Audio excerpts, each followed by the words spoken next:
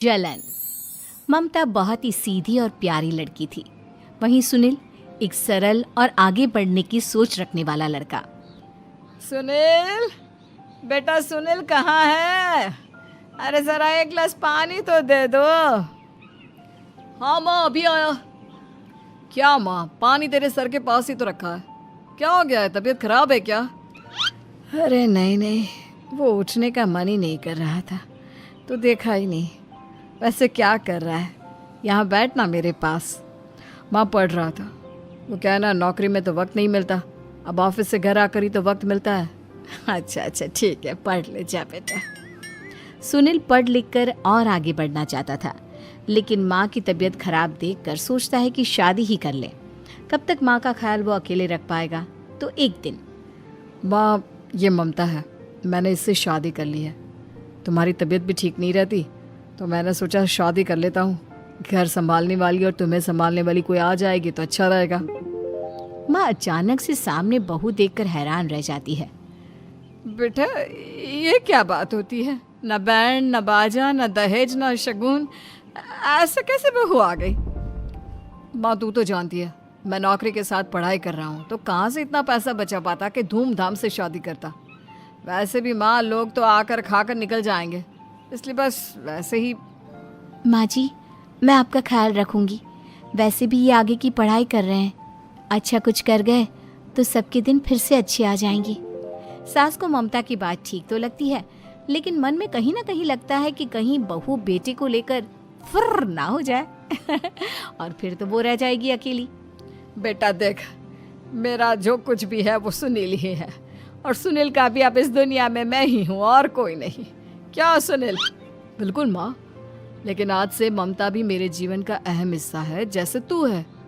सास को बड़ा बुरा लगता है कि उसकी सल्तनत में कोई और हिस्सेदार कैसे हो सकता है। कैसे कोई और उसके 30 साल के बेटे की जिंदगी में अचानक से आकर बराबर का हिस्सेदार बन सकता है। देख बहू, मैं भले थोड़ा बीमार रहती हूँ, लेकिन इसका मतलब यह नहीं कि घर की चीज़ों में मेरा कंट्रोल खत्म हो गया है। मैं आज भी इस घर की रानी हूँ, समझी? बेटा सोचता है कि ये माँ को अचानक से क्या हो गया।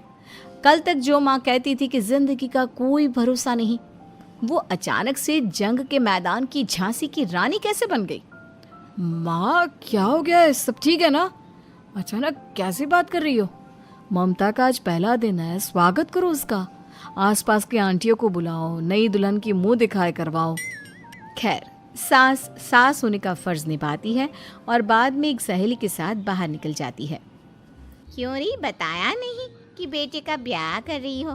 वैसे तो सारा दिन हम ही में घुसी रहती हो। अरे मुझे भी तो अभी पता चला, यूं अचानक सर पर लेकर आ गया। कहता है बहू है माँ तुम्हारी, अब इसको भी इतना ही मैं प्यार करता हूँ जितना तुझे करता हूँ। लो जी, ये क्या बात होगी? क्यों इतना प्यार करता है? अरे माँ का प्यार तो ज्यादा होता है। अब उसको तो कोई दूसरा पति मिल सकता है, लेकिन तुम ही बताओ, क्या माँ की ममता किसी और की हो सकती है? ना जी ना, बेटे को समझाओ ये बात। अरे क्या समझाऊं, मुझे तो खुद ही समझ में नहीं आ रहा कि क्या हो रहा है। जो बेटा कल तक माँ माँ करता था, अचानक से बीवी बीवी का राग आलाप रहा है। देखा, उसकी बीवी ना सुंदर और जवान है। सुंदरता के आगे तो एक से एक नहीं टिके, तो तेरा बेटा किस खेत की मूली है? सास को भी समझ में आ जाता है कि बहू की सुंदरता के आगे माँ का प्यार किसी काम का नहीं। उधर बीवी, ए जी, अम्मा जी सहेलियों को छोड़ने गई थी, अभी तक आई नहीं, हम देख आए क्या? अरे रहने दो ना, आ जाएंगी। कहाँ जाएगी, उनकी आदत है, एक बार जाती है तो पूरी पंचायत खत्म करके ही आती है। अच्छा ही है, खाना वाना खा कर गई होगी। छोड़ो ना, घूमेगी तो खाना पचेगा, नहीं तो ऐसे ही खाट पकड़ लेगी। बहू भी शांत हो जाती है। उधर सास सोचती है कि आज थोड़ा देर से ही घर जाती हूँ, जब बेटा परेशान होकर ढूंढेगा तब मजा आएगा। बीवी को खुद ही पता चल जाएगा कि माँ के आगे उसकी दाल नहीं गलेगी। लेकिन वहीं दूसरी ओर घर पर, ए जी, माँ जी अभी भी नहीं आई, हमको तो घबराहट हो रही है कि क्या करें, जाकर पता करें किसी के घर। अच्छा, कहाँ जाओगी ये भी बता दो। पहला दिन है तुम्हारा इस घर में, और एक ही दिन में मोहल्ला छानोगी क्या? हाँ, तो आप भी तो नहीं जा रहे हैं ना, हमको फिक्र हो रही है। अरे यार, ये रोज का है अम्मा का, खाओ और सो जाओ। बस फिर क्या था। बेटा बहू खाना खाते हैं और कमरे में सोने चले जाते हैं। उधर जब सास को कोई देखने नहीं आता तो वो हार कर घर आ जाती है, जहाँ वो देखती है कि सारे घर की लाइट्स बंद है। सास को गुस्सा आता है, बहू, ममता बहू कहाँ हो? लेकिन सारे दिन की थकी बहू को ऐसी नींद आती है जैसे किसी ने भांग की गोली खिला दी हो। वो तो नहीं उठती। उठकर आ जाता है बेटा। अरे क्या बात है अम्मा, काहे चिल्ला रही हो? अरे सो जाओ ना, सुबह की थकी है बहू, वो सो रही है। जोर से बोलोगी तो नींद खुल जाएगी उसकी। माँ को गुस्सा आ जाता है। फिलहाल तो सो जाती है, लेकिन मन ही मन ढेर सारा जहर बहू के लिए भरा होता है। सुबह बहू चाय बना रही होती है कि सास धीरे से गैस तेज कर देती है, जिससे चाय का बर्तन जल जाता है। और जैसे ही बहू चाय का बर्तन उठाती है, उसका हाथ जल जाता है। मेरा हाथ जल गया। वो जोर जोर से चिल्लाकर इधर उधर भागती है कि सास थोड़ी देर में उसके हाथ में पानी डाल देती है। हाय रे बहू, क्या कर रही हो? पहली बार रसोई छुई हो क्या? सासू माँ गलती से गैस तेज रह गई थी और बर्तन जल गया, जिससे मेरा हाथ जल गया। हाय रे, कितना गंदा दाग। छी छी छी छी, मुझे तो उल्टी आ रही है तेरा गला हुआ मांस देखकर। तू ना मुझे अभी साथ से खाना मत लगाना। बहू भी खुद का हाथ देखती है तो उसे भी रोना आ जाता है। कुछ दिनों के बाद सास की सहेली आती है, बहू चाय बनाकर लाती है। उसके जाने के बाद सहेली कहती है, बहू की सुंदरता ऐसी है कि कोई भी दीवाना हो जाए। वैसे तेरे बेटे का क्या हाल है? अरे वैसा ही है, बहू के पीछे लट्टू। क्या करूं, कुछ समझ में नहीं आ रहा। मैंने तो बहू के चेहरे पर दिवाली के पटाखे की चक्री फेंक दी, उसका पूरा चेहरा जल गया। अब देखो ना रही सुंदरता, और ना ही अब मेरा बेटा उसे पूछता है। अरे अब तो वो उसे छोड़कर दूसरी भी देखने को बोल गया है मुझे। बहू सारी बात सुन रही होती है। आंटी एक बात बताइए, क्या भरोसा है कि दूसरी सही आए और आपके अनुसार रहे? देखिए आंटी, मेरी सासू माँ को गलत बात सिखाने की जरूरत नहीं है। हमारा परिवार साथ में खुशी से रह रहा है। देख बहू, मेरी सहेली की बेइज्जती ना कर, वही अच्छा रहेगा तेरे लिए, समझी? बहू नहीं मानती है। वो बार बार उनकी सहेली को घर से निकल जाने को कहती है।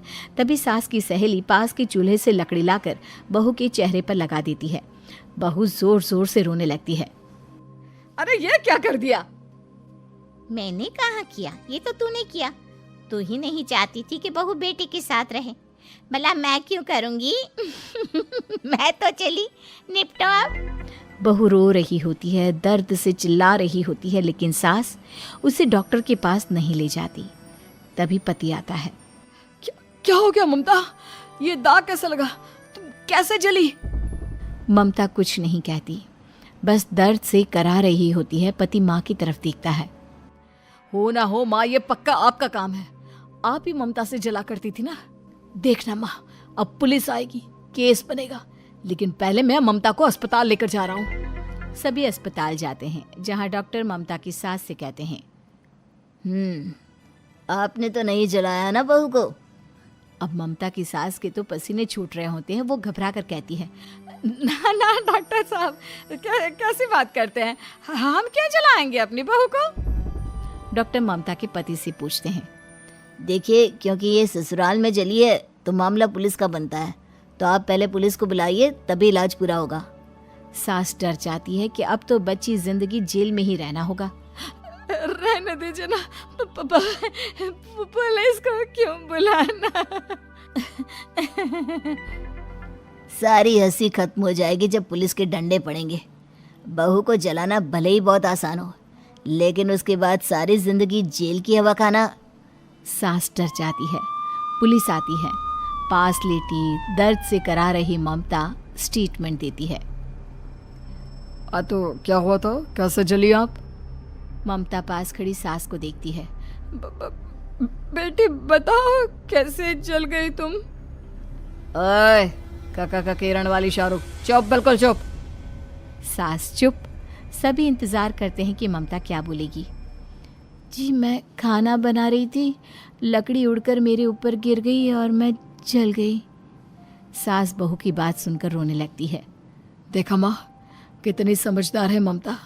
ये चाहती तो, हाँ बेटा, ये चाहती तो मैं आज जेल में होती। मुझे माफ कर दे, मैं आगे से अभी कभी ऐसा नहीं करूंगी। बहू के साथ मिलकर रहूंगी, मुझे माफ कर दे।